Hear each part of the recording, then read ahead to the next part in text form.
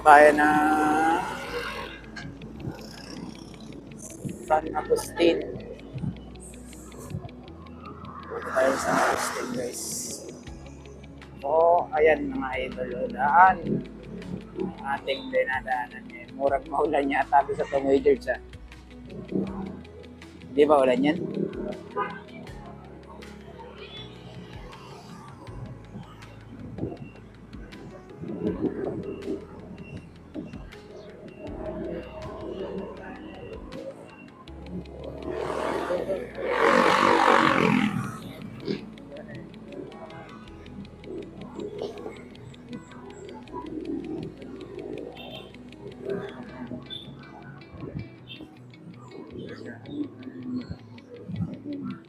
Idol, magandang araw ulit. Hindi tayo sa San Agustin.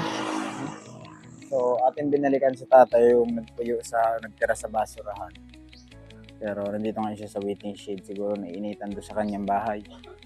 So, ating interviewin ulit. Pasensya ka guys, kaya malabo yung ating camera ngayon. Tay! Kumusta tay? Kumusta ka? Ba't hindi ka nagpuyo doon? Mainit? Mainit gani. Matandaan mo pa ako? Tanda mo pa ako? Hindi na. Wala na. So, nung naalala niyo mga idol, si tata yung nakatira sa basurahan dati. Nandun pa rin.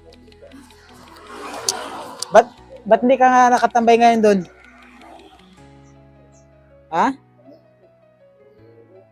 Mainit? Mainit. Nagkaon ka na? Nagkaon ka? Tapos na? Kumusta namang imong pakaramdam? So, kung mapansin ko ninyo,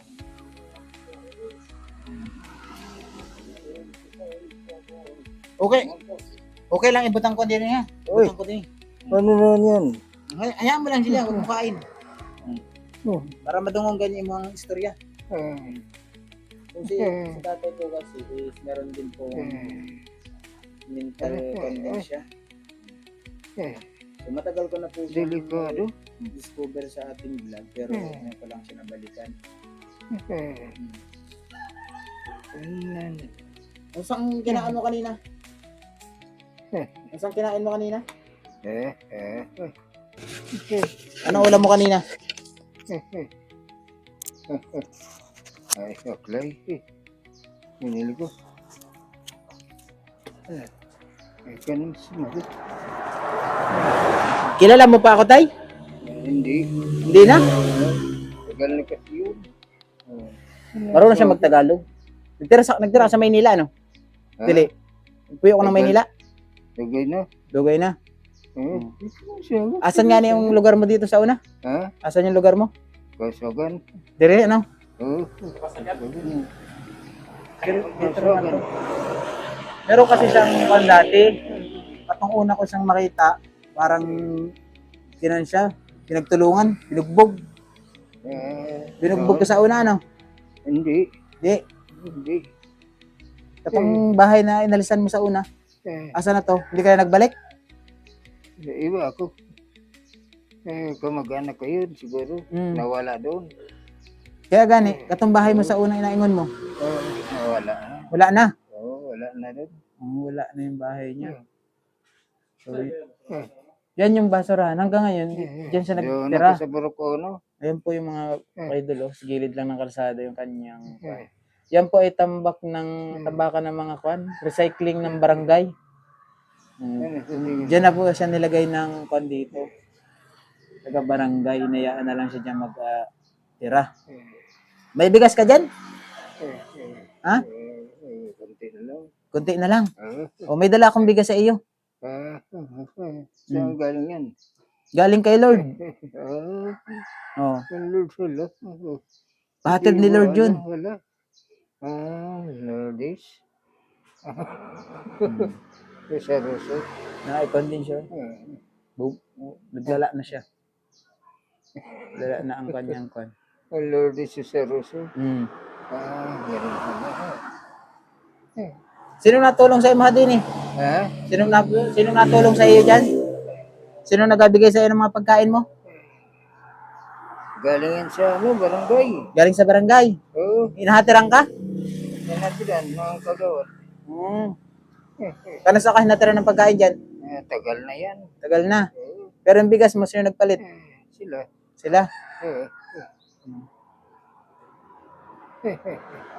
Ang call lang sa kanya mga idol. Nasaan yung mga pamilya mo rito nga ni Tay? Namatay na doon. Matay na. Oo, apat. Pero wala ka nang natirang kamag-anak dito. Wala na. Ikaw na lang mag-isa sa buhay. Marami dito pero nawala ang iba. Yan. So, ito mga idol siguro may mga ilang buwan ko na to na balikan. Mga ko na rin siguro, may kalahating taon na rin kasi nung time na yun. Nadaanan ko lang siya tapos dito sa tindahan nakabili ako. So meron tao na naglapit sa akin dito na meron na daw na nagtira dyan o nagpuyo o sa Bisaya may nagtira dyan sa anong tawag dito sa tambakan ng basura? Katong recycling area nila? MRF, no? MRF na butanganan ng mga plastic, bakal, tsaka yung mga nabubulok. So, imbes na basura ang nakalagay, si tatay na nagtira. Kumusta naman yung pakiramdam mo? Wala na yung ubo mo Wala na. Pero sa una na ay ubo mo Wala na siyang ubo.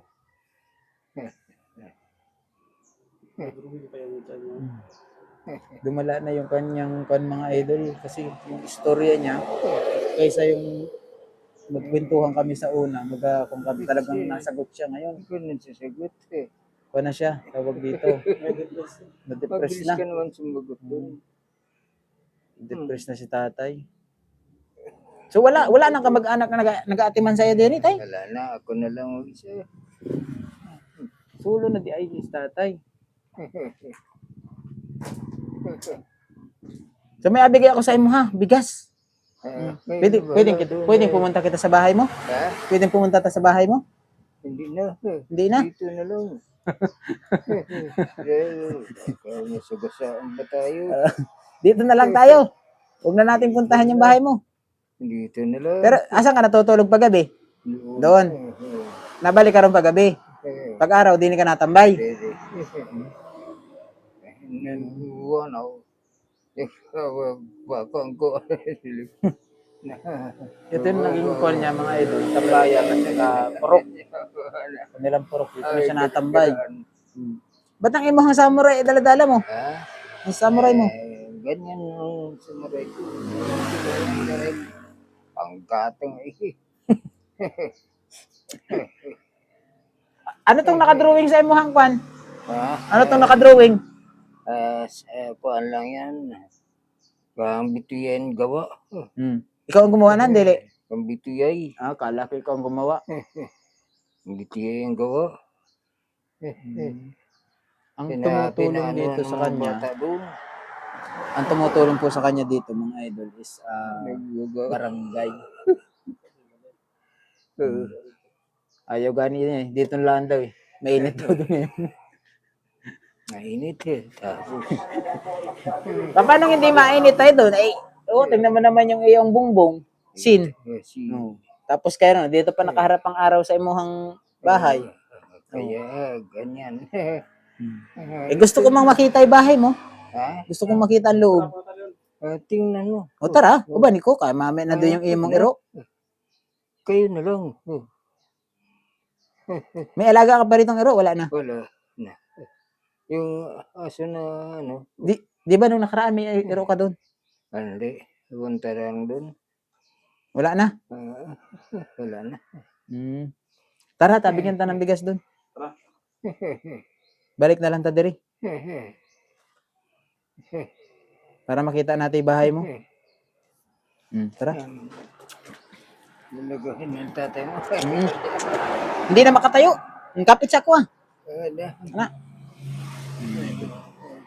Dito kasi siya nagapahinga. Mike! Pauban taron sa kanyang bahay para makita din ninyo mga idol yo. Wait lang tayo, ayusin natin to para hindi siya malaglag. Dito natin utang.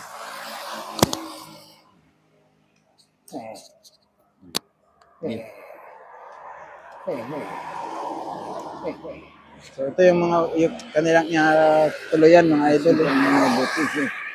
Pag-araw, dala mo na George yung isa. Pag-araw dito siya natambay sa kwan. Wait lang ha. Kaya baka gani. O tara, tawid tayo. Yan. Sarap. Ito yung bahay niya mga idol. So matagal ko na din tong nadaanan ko lang to nung time na to, pero ngayon sinadya ko siya, binalikan ko siya. Kasi sabi ko para din naman ma-update. No? Sakali may magpaabot ng tulong sa kanya. Okay yung drawing niya oh. Akala ko yung kanyang kwan, kwan manere. Oh. Jesus Christ. Jesus Christ, ito yung bahay ni tatay. Tatanaw daw. Wala kang alaga. Wala. Sa imuhan na to. Sus. Naghatid pa ka muna. Sus. Ba.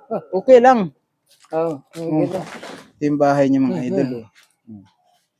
Diyan ka natutulog. Paggabi. May duyan ka man.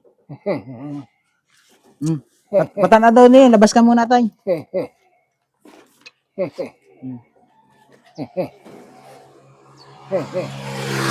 Hindi na kayo. Mga idol. Grabe yung bahay niya. Ha? Natutulungan ka daw? Pinugbog ka? Wala. Ito po yung bahay niya. Yung Kaya kanya. ko silang harapin.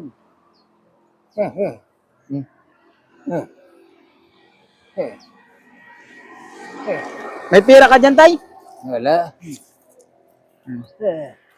Mainit nga na doon sa kanyang kwan, sa kanyang bahay ngayon. Grabe ang init sa loob.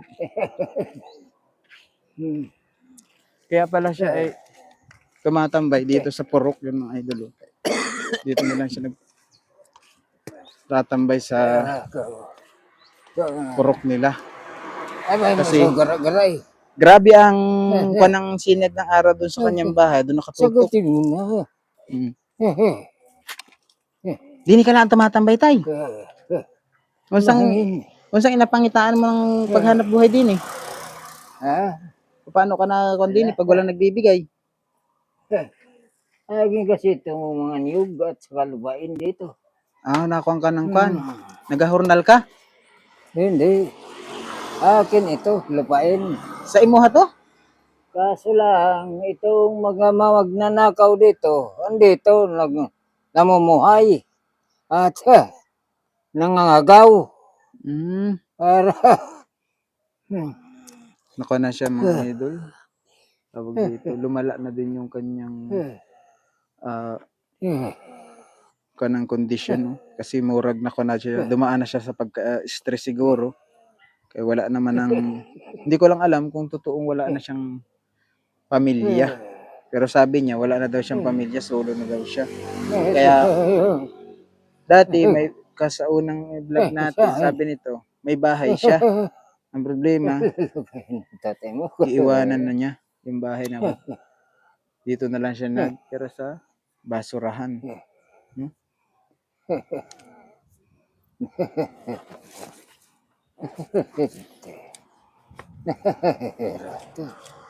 Ito, ano ba ito?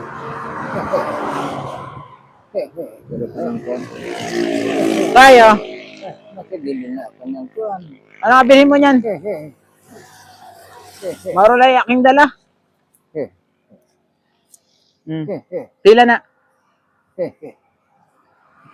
Magkano yan tayo? Magkano? 200. 200. Oh.